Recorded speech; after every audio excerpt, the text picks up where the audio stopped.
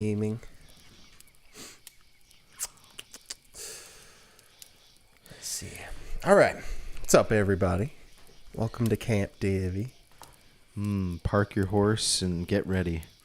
Episode 26, which is fitting. That's how many years the director of this film has been directing. Wow. Jalmari Helander.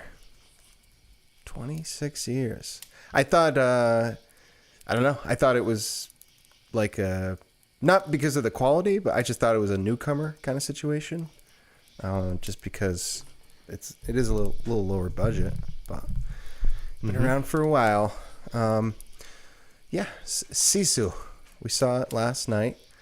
And what are your thoughts? There's a couple things that I'll always remember about this movie, but overall, I would say it was underwhelming. That's fair. A few things I will remember for sure. The trailer, it's one of those instances of the trailer just being so awesome. One thing about the trailer I would say is that it mentions John Wick and Mad Max in the trailer. And it shouldn't have. It definitely shouldn't have. Because there are several times where I was thinking, man, Fury Road is an awesome movie, which is not what you want to be thinking while watching another movie. Yeah. And also, the last movie we saw in theaters was John Wick, which we highly enjoyed. Great enjoyment. And we've got a puppy in the house getting into some trouble over here. She sure is. So I do wish the trailer didn't say that. I know they still would have crossed my mind, those two movies. They would have crossed my mind regardless of it being mentioned in the trailer, but still, it was a bit like they wanted it to be in mind. All right, so we'll be spoiler free for a little bit, right? We'll try to be a little spoiler free for the first half or so. So the situation is we got a gold miner, a prospector, and he's in the wilderness of Finland, and he strikes big. Spoiler. Right. But even before that in the story, they introduce him as a man who was done with the war. Yes, true. So he's already had some involvement in the war, you don't really know what. And he just left everything to dig for gold, it looks like. Yep. So he's got a wedding band on. You don't know what the situation with that is, and he's digging for gold. He finds some. He finds a bunch. He finds a lot of gold, and so he packs it up and hits the road. I believe this trailer. So I think it said, miles to the nearest bank, 563. Which I didn't get the sense that that's how far he was traveling in the movie, but that's really far. Well, they did. No spoilers. Never mind. Yeah. It's a lot farther than I would have guessed. Yeah. That's further from Massachusetts to Greenville, South Carolina. That's about 500 miles from Amherst, Mass to Greenville, South Carolina. That's a really far distance to be traveling on horseback. I didn't get that sense. So I was really surprised when I pulled up this trailer for the stream, and I was like, wow, really? That's how far? So anyways, he gets into some trouble with the Nazis. They were very fun people on both sides of this story, I would say. No, I'm just kidding. But and I was like, where is he going to go with this? So yeah, he passes by some SS officers. They're a death squad essentially who are leaving some city that they had just scorched earth is what the term in the movie that they use. They're just burning everything behind them. So he crosses paths with them, and they figure out what's going on, and so they're chasing him down. So that's the plot. So he's a man of few words. He's a man of fewer words than John Wick, even. Yeah, for sure. Won't say much more than that yet. What else can we say without? Maybe we won't have much spoiler-free stuff. Yeah, I'll say Okay, a couple. what about the deaths? What about the deaths? All right, go ahead. I can say a couple things before we're spoiling it that I would say. I think right off the bat, this movie's not for kids. It's extremely graphic. Some of the violence in it is it's like the most graphic I've seen some of those moments happen in a movie, which fit fine within the movie, but wouldn't recommend it for kids. There's really nothing in it Surely that a kid not. would like. No. They would be bored out of their minds. Yeah. The protagonist is like late 60s, maybe mid 60s, and yeah, not a kids movie. So I would say that, and I would say that I've never seen this landscape. They're in Finland, correct? Yep.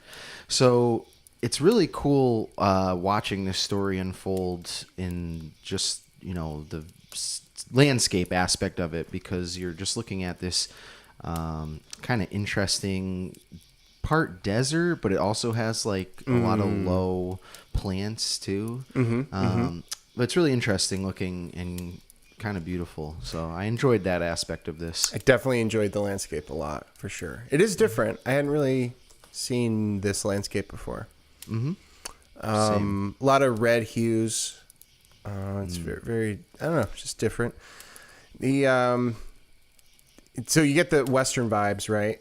So I was thinking the movie I think it was the most was Mad Max Fury Road, because of he's being chased through a wilderness by some motorized psychos, and so there were some shots that were like the exact same shot used in Mad Max for very specific moments, like when they have the motorcycle and the guy on the little buggy that the motorcycle's pulling. He's got the big chain gun, and I think that shot is in Fury Road. Wow. And which could be a nod, it could be a nod. The director is a big fan of action movies, so it might have been very purposeful. So it reminded me of Fury Road more than anything else. But the main character, whose name I'll pull up in a second, because they say it a couple times in the movie, and I couldn't. It's Itami. Okay. I didn't really catch it when they said it in the movie. He is like John Wick's grandpa. Like, it would be hilarious if this connected to John Wick, because he's just. There's a scene where the SS officers are finding out. They phone in and they're like, "Hey, we're on our way back, but we crossed this guy and we found his dog tag," and they get a message back about who this guy is, and he's a legendary Finnish anti-fascist who's been killing Russians for the past 4 years, 5 years, or whatever, and he's now retired, but he's basically a one-man death squad. Don't they tell him the death count is over 300? Yep. And so, which is probably similar to John Wick after those 3 movies, but they even do the whole thing with like, his name is this, but he goes by the name, and I was like, Babadook? So I think I said it. I am actually pretty sure that I said Babadook on our John Wick streams. We did multiple. I probably said it multiple times. Ooh. It's Baba Yaga. That's the John Wick nickname, Baba Yaga. Yep. So Babadook is a really awesome horror movie that has nothing to do with John Wick. So Babadook. Oh. This is a really good movie, though. I was putting those 2 words together and not even realizing it. Yep. Babadook. That would be worth a rewatch sometime. I enjoyed that a lot. So point being that it was too reminiscent to John Wick for me. I thought it was a little bit too much. It was just like all of the things that John Wick does really well to build him up as this epic fighter, and everyone fears him, and he's a legend in the assassin underworld, and they were just doing a lot of the same stuff where you get these. It was a lot of slow-mo, lots of shots angled up at him with the music and the I don't know. It was a bit much for me, but yeah, I can see that. See, I was picturing a couple different movies as I watched this. I got multiple Indiana Jones vibes from all the Nazi scenes, especially just them driving in their vehicles and stuff. It just really reminded me of the Indiana Jones, I think the third one. Yep. And then I also, when they had the motorcycle with the buggy and the gunner on it, that reminded me of Captain America, as well as the scene where he was holding the shield or it was his gold panning tray. Yep. Wow, So, you didn't think of Wonder Woman? Wow. No. But then, after the movie was over, the movie that I thought it was the most like that I've seen recently was that stupid Santa movie. What was that? Jingle All the Way? No, Jingle All the Way. Violent Nights. Elf. No, Violent no. Night. Yeah. Violent Nights. Because it was just kind of like a lot of I don't know, like moments that were cheesy and long. And I just thought that the plot was too boring. It was like, if the plot's going to be this simple, then the moments should really keep you invested. And they have to be exceptional. Yeah. Yep. And some of them, were pretty good. I do think that they had a few scenes that were pretty good. But yeah, there were so many points that felt slow in the story. Very. I thought so. I thought there were some really slow parts. And I'm not one to be bored quickly. Right. There's some movies, I watched Phantom Thread 3 times this year. And it's about a guy who knits dresses and stuff. So, I don't know. But, so I didn't see that one. I think it comes to editing. I think the editing was really poor. I think of all the stuff in the movie, it's going to sound like I probably sound more negative than I mean to be. I just think that editing did such a disservice to the movie. I think there's a much better movie in here somewhere. Okay. I can see that. So the only other things very specific that I wasn't a huge fan of is the handheld cameras. I like the Steadicam. I like it. Throw it on a track, make it really nice and smooth, and I'm so the handheld camera stuff I'm not the biggest fan of, but that's personal preference. I do think the editing is objectively not doing its job that well. We were both fans of the opening sequence, so I think we're starting to get into some spoilers, but maybe not yet. Yeah, no, this is the right time for that. We're getting into spoilers, everyone. We're getting there. The first sequence, the first act of the film, they call it a chapter in the movie, but first chapter is him finding the gold, and it was over and over the course of the first 15 minutes. It's just building up to a moment, a piece of information you're picking up about him and the situation, with lots of shots of the scenery.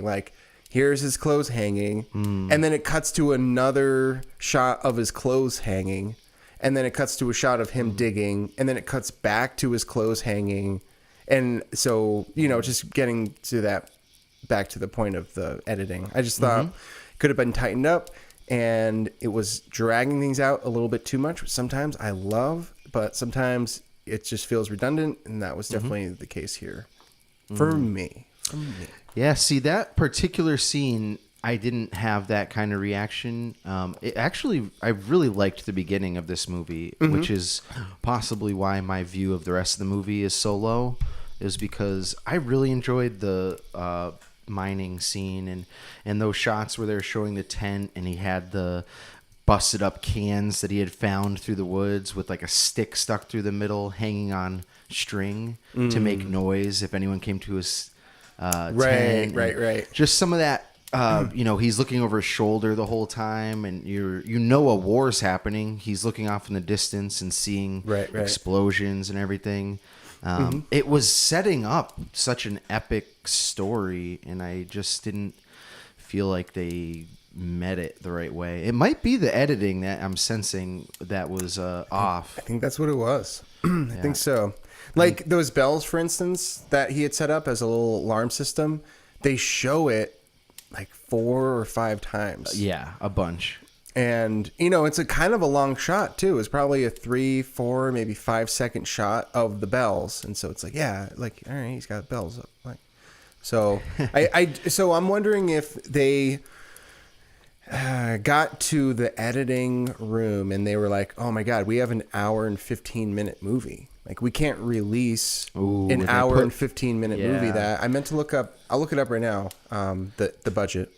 But they spliced back in stuff they'd already cut. Maybe. It could be. Maybe. But that scene where he found the gold, like, I've never watched a movie or a show where it's about a gold miner, but he's just like discovering that vein, and it's just like bit by bit, and it's exhilarating just thinking about that scenario. Right, it's like, right. This would be so awesome. I I honestly was thinking about buying a pickaxe while watching this movie. You do get this. You're like, what? That river near my house. Has anyone checked there? Like, yeah, exactly.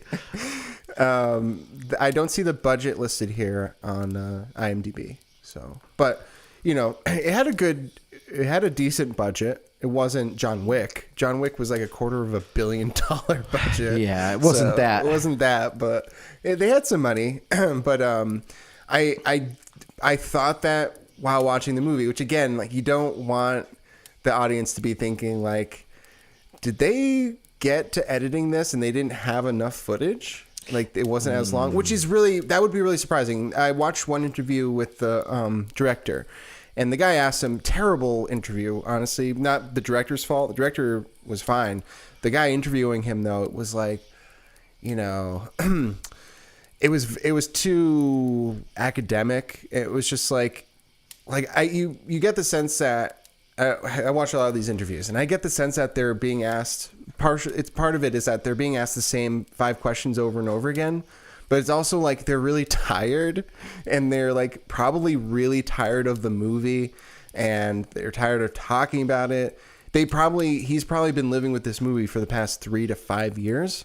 Oof. And so and then at the end of this process, you're in the editing room, which is probably the most exhausting part of it all. And you're probably really tired of it. It's probably exactly the same with music. Like, music, once you put a song out, you've heard that song 10,000 times. And so, you know, I just get the sense he was just kind of like, yeah, like, we made a movie, and, you know, like, so, but what he asked him was like, I forgot what I was going to say with the interview, but he asked him something about the budget and how what he had to let go and what he had to put the money in to let it shine. Like, what was your priority? And what he said was, that's not how we thought of it. When I was writing this movie, I was working with the producer the whole time. I've got my producer. He's my dude.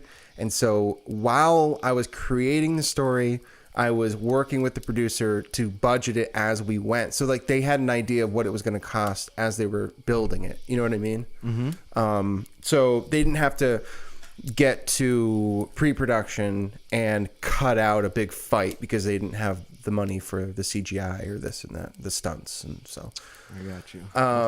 So, you know, so my point in saying that is, it would be surprising if they finished this and realized it wasn't as long as they thought it was going to be, because that's so far into the process. You know what I mean? But that's what it felt like. That is what it felt like. Well, maybe when they got to editing, they realized a lot of the shots weren't usable or something for one reason or another. Maybe something like that. So when you were watching this, I mean, we've already mentioned other movies it made us think of, but do you see kind of like a nod to Tarantino style certain times? Like with the even text. The trailer. Yeah. The text on screen with those big letters. Yeah, the chapter yellow. 3. Yeah. Yep. Big yellow. Yeah.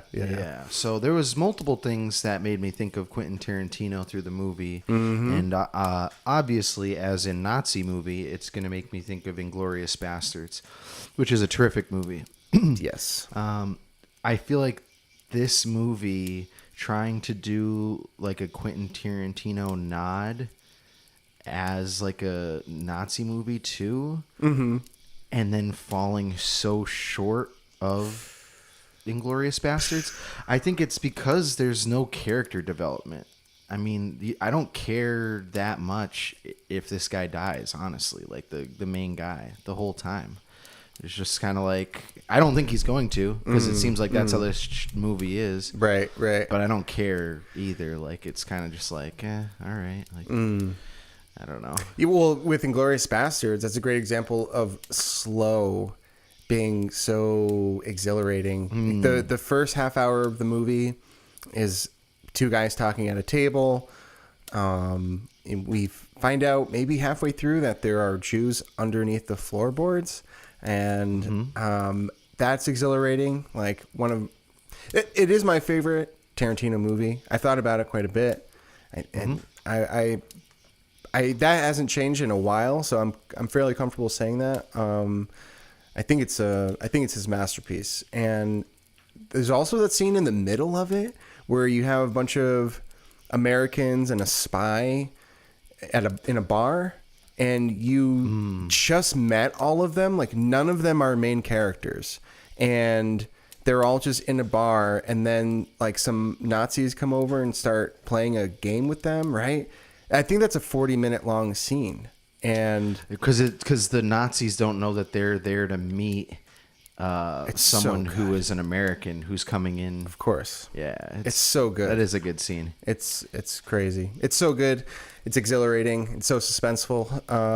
And it's very slow. So it's, again, like, it's not like, slow is not bad, but sometimes, I don't know, maybe it's just like you're not getting enough new information. You're just being shown redundant information. And Right. I mean, it's, again, back to the no talking. It's like, if you're going to have no real dialogue, then you have to have a lot of substance. And there just didn't feel like that. A lot of the points in the movie felt pretty bland. Yep. Yeah, I would say so. It was pretty fun. Like, you and I had a fine time seeing it. We got a couple chuckles out of it here and there. Exactly. I mean, at a certain point, you know he's not going to die. And it's just, you know what I mean? Like, it just turned into like John Wick, like you said. Like, so you have this feeling like you know what's going to happen. And then it's a little underwhelming because we did just watch actual John Wick. Yeah, that's the thing. Like, it's like the last time we were in a theater, we were watching John Wick, and this is like a John Wick. I wouldn't call it a ripoff. Like, I think that would be underselling it. I think it was like, there is a vision in here, and like, it is a unique thing in a way. And there's nothing wrong in having nods, even really intentional, explicit nods to other great movies, and like, and you know, him being this is from the production company that created John Wick, so like, there are some connections there. For sure. So there's nothing wrong in that. It's just it is, you are setting yourself up for the comparisons. So, you know. Exactly. And I think that, like, watching this movie was enjoyable. But it is in a certain kind of way. I don't know if campy is the right way. Yeah. But at a certain point, you're just like, okay, this is what's going to happen. Right. I can't be that critical because it's just this. Right. You know? Yeah. And so, you know, that takes it down a little bit, but it was enjoyable. And for the right person, some people really love watching Nazis get killed. And if that's your thing, this movie delivers. And you know that this guy just killed a lot of commies in Russia too. So double. So, you know, like, he is like a one-man Antifa, like, legend. While we're on the gore, let's go through a few of the awesome gory moments, which were some of my favorite moments. I would say one quick thing before that. Okay. To add to what you said, the audience was really into it, and it got some applause at the end. It wasn't like a standing ovation, people in tears kind of situation, but people were into it. A few women definitely gave a little like whoop whoop, and then there was some clapping. So I think it was an audience pleaser. So I think you're right. But yeah. So the gore. I mean, right at the beginning, I think it's the first kill we see. He puts his knife through a guy's head from the side, and it's really fast. But it was like, oh man, like right, because there's bone right there, so you're like, this guy is like some kind of a beast. He not only pierced one side of his skull, but the other side in like one motion. We need to get the Mythbusters back together to do this. They need to see if somebody can do this. Dude, right? I mean, that one was unbelievable. All right. The other one, I'll let you go for the main one. The second best one was the landmines, and he throws one of the landmines. That was pretty good. And it hits the Nazi in the head and blows him up. I think that was the moment where I was like, oh, this is camp. Yeah. Like, this is camp. That was definitely the moment. Yeah. Because it's one of the first kills. It's, yeah. He kills, like, that first group of dudes really fast. And then, yeah. So this is the second little fight they have. But, yeah. What was that your favorite, you think? No, my favorite was the one that I left for you because it was just so memorable. I think this is the most memorable one. I think this is the one you're thinking of. He's underwater. Yes. And he comes up. He's in like a pond, and he has all these SS soldiers standing, at the edge of the pond, and they're watching, and they're waiting for him to come up. He pops up and takes one breath of air. They shoot at him. He goes back down. And then he doesn't come back up. And so they send a guy in to look for him underwater. And this dude slits the guy's throat and then starts inhaling the air out of his throat that he just slit. And that's how he stays underwater. Sucking the air out of the throat where he just slit it. And so, of course, they send 2 more guys in, one at a time, to go look for him in the water, and he just keeps doing that. And he doesn't come back up for like 15 minutes because he's just breathing out of like dead esophaguses. It's crazy. I've never seen or thought of anything like that. I have never seen or thought of that before. That's true. No. That's true. I will remember that. Mythbusters could do something on that too. Oh yeah. Knife through the temple, breathing out of like open throats underwater, or like inhaling. The likelihood that if you throw a one-sided trigger landmine at someone that it would hit them and explode. That's another one. Or how about how long can you rest your body on a piece of rebar in a hole in your leg while you nap suspended by a noose? Yes. All right. Yeah. So he's hung. They hang him at one point, but he had been shot in the leg earlier, so they leave him for dead, as you do. And so what he does is he sticks the bullet hole into some rebar coming out of the telephone pole, and then he lifts some body weight off of his neck so he can survive. But then he takes a nap. And then he naps. And then in the morning, he's like, oh, all right, gotta get out of here. And then, lucky for him, a plane flies really low overhead and shakes the sign, and the rope comes down and blah, blah. But I think, honestly, like, I know John Wick is comically resilient, but like, I think this guy is even more so. Oh, the plane crash. So too. I think the plane crash is above and beyond anything we've seen John Wick survive. Absolutely. I mean, there's multiple things. When he's on that horse and the horse explodes when he first enters the landmines, he doesn't like recoup from that battle until way later in the story, and he's just pulling out so much shrapnel. Yeah. He has shrapnel in all parts of his body, and he just goes on. Yeah, keeps going. I don't know. It was fun though, It's just one of those things. Yeah. It's like, oh, that just happened. The plane crash. There were a couple of times I was trying not to, because it did seem like there were some people around us. It seemed like they were enjoying it. I was trying not to be a jerk, but a joke. But like, I chuckled a couple times because it was like, wait, what? Same. Dog, when the dog comes back and he's just like with him yeah. again. Like, this dog is gone for 2/3 of the movie, half the movie, and he's been on a plane, he's been on a boat, he's traveled. And at the end, the dog is just like with him again. And he has the Nazi motorcycle with the buggy that was I didn't even think of that. put to the side at like way earlier before he even took off in the plane. But yeah, then he was in the plane. Yeah, I don't know. Yeah, I didn't understand how that happened. I was thinking maybe he went back and got the motorcycle, and then the dog found him. Deleted scenes. I saw when I pulled up the trailer earlier, I saw one of the comments was like, I'm from Finland. We have big swamps. Some of our swamps are really swampy and they have lots of water and mud.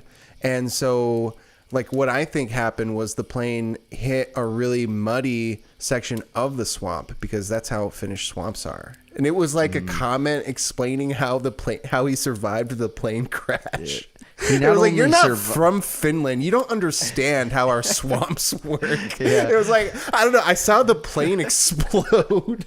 Dude, there was no plane It just left. disintegrated. There isn't one piece of plane scrap. There's no plane left. It was vaporized.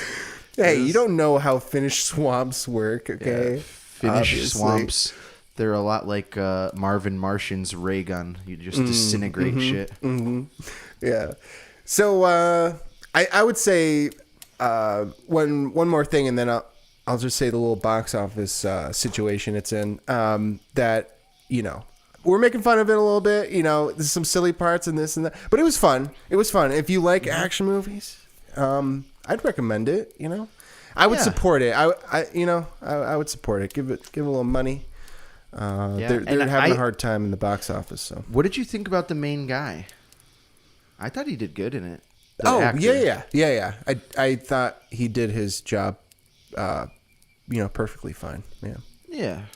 I thought he was a good, rough old guy for the part. You know? Yeah. Yep. Went pretty good. I wasn't the biggest fan of the Nazis. I thought they were kind of silly, but it's campy. So I don't know. It's weird. Like, so John Wick, it's the same kind of situation where we did our review of John Wick 3, and then it was like a week later or even longer after that, I watched EFAP review of it. I love EFAP.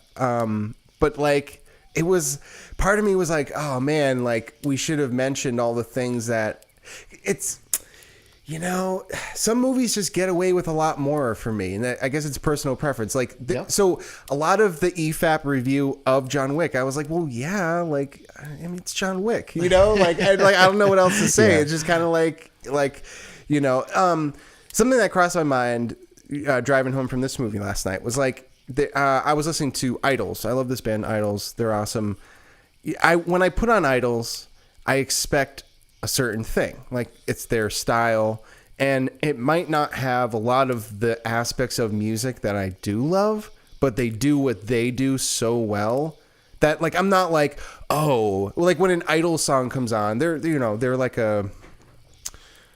I think they're from Bristol, but it's not hardcore. It's not, it's heavy rock and roll, and it's just like, it's just good, pure rock. Like, I love it. Love the sound. And it would be silly for me to be like, oh wow, there's like no violins or cellos. Like, do they even have any strings on here? It's like, well, no, because it's not that kind of band. Like, you know what I mean? Yeah. So part of it is kind of like that, where it's like I bet the director would have that attitude with this. Like, if he was hearing this, it would be like, well, yeah, because it's this movie. Like, I made this movie this way, and it doesn't have this other stuff. And it's just like, I don't know. Sometimes, you know, Violent Night, I gave it very little grace. I didn't think Violent Night was very fun. I didn't like it. I would never watch it again. I wouldn't recommend it. Like, oh, give it some money. Like, go support it at the box office. Like, it was like, no. Like, this isn't that fun of a movie. It's not that creative.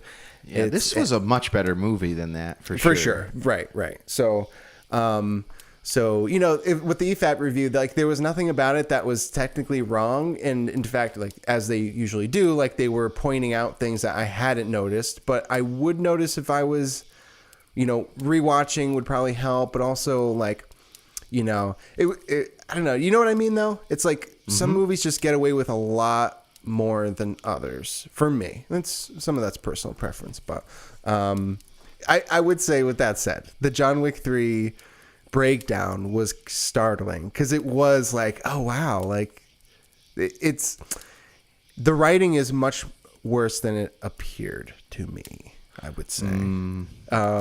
There's some movies that, like when I watched Black Panther the other week, like I wrote, like I had, by the time I was done writing about that, I had like 5 or 6 pages of notes, and it was just one viewing, but it was just like, oh yeah, and then this other thing, and then this thing, and then this thing, and just kept coming.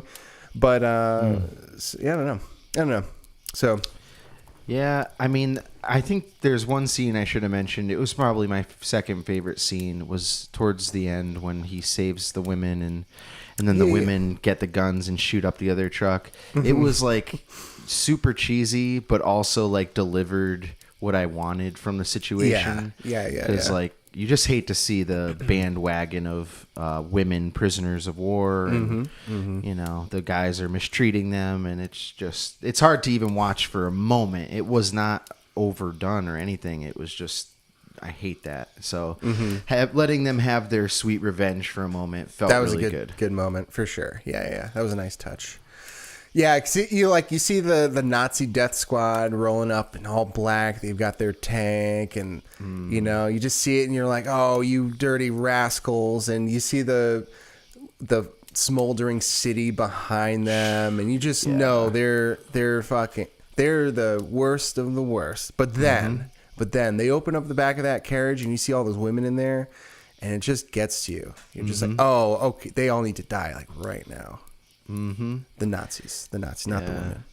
Oh, did you notice how much you could hear the leather in that movie? Yes, I did. Like every time the Nazis were moving around, it was like squeak, squeak. I did. Leather. I literally noticed that. In fact, when the guy, this is not a joke, when the guy asked him in the interview, the director, what was most important to him with budget, I literally expected him to say leather. Like, I'm not even joking. I was like, outfits. That's the word I thought he was going to say, but I literally thought of leather. Like, you bought so much leather for this movie. His outfit was awesome. There will probably be some really cool cosplay outfits of this dude. Because it'll probably have a little cult following and stuff. And I could see I could see that in the future, people doing like even for Halloween, a little get up with the pickaxe on his back. His pickaxe is covered in leather, with leather straps over a leather vest, with leather straps over leather pouches. Yeah, I'm telling you, I want a pickaxe. Never mind cosplay. I'm just gonna start carrying it around. Those things are useful. Yeah. But last thing I would mention is last I checked, it's got 5.5 million U.S. box office. This shocked me. 500,000 international. Finland wasn't even on the list of countries, so maybe that wasn't a complete list. But I think that was Box Office Mojo. Maybe they were sensitive about the swamps and they didn't want to watch it. Oh yeah. Even the director doesn't understand Finnish swamps.